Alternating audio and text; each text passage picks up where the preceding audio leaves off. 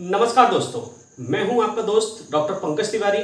आज हम फिर से यहां डिस्कस करने वाले हैं नेक्स्ट ट्रिक ऑफ इंटीग्रेशन।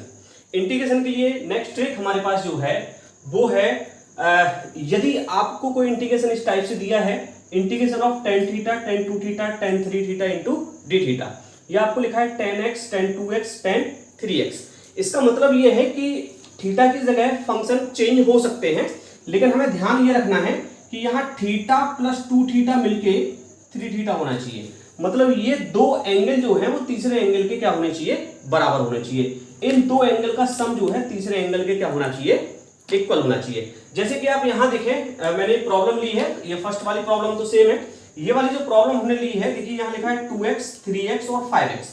तो ये जरूरी नहीं है कि यहाँ x, 2x और 3x हो। आप यहाँ क्या है 2x प्लस 3x मिलके क्या हुआ 5x।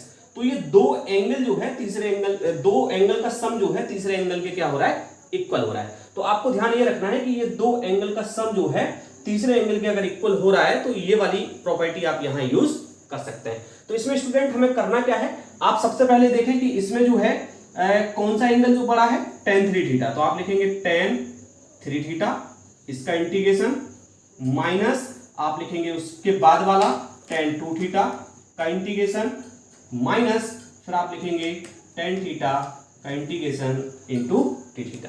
तो यहां ध्यान ये रखना है कि जब हम स्टार्ट करेंगे बड़े एंगल से tan 3 थीटा से तो ये पॉजिटिव होगा, बाकी के दोनों क्या होंगे आपके नेगेटिव होंगे। क्लियर है। और इनके इंटीग्रेशन सिंपल है, वो आपको यहां फाइंड आउट करने होंगे। यही आपका क्या है, शॉर्ट ट्रिक है।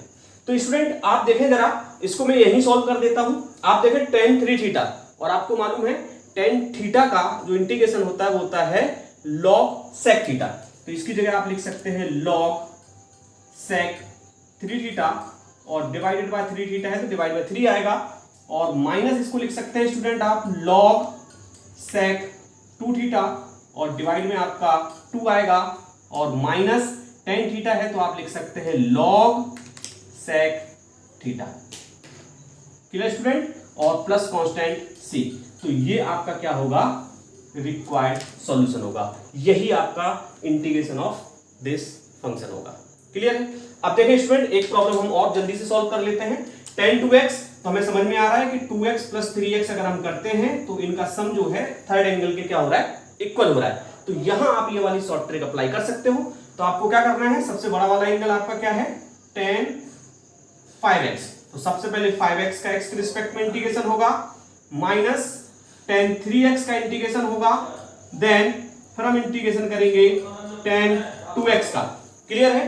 तो ये तीन इंटीग्रेशन हमें क्या करने हैं, फाइंड आउट करने हैं। और इसका इंटीग्रेशन आपको मालूम है क्या होता है, log sec 5x divided by 5 minus इसको लिखोगे log sec 3x divided by 3, और माइनस हो जाएगा log sec 2x और divided by 2 plus constant c। This is the required solution. तो क्लियर स्टूडेंट, आई होप आपको ये ट्रिक जो है पसंद आई होगी। इस ट्रिक में एक चीज और ध्यान रखना, ये केवल tan के लिए एप्लीकेबल है। यहां sin cos होगा तो एप्लीकेबल नहीं है, केवल एप्लीकेबल है tan के लिए। तो आई होप स्टूडेंट आपको ये ट्रिक पसंद आई होगी। हम नेक्स्ट लेक्चर में फिर से नई ट्रिक के साथ हाजिर होते हैं। तब तक के लिए टेक केयर, बाय बाय।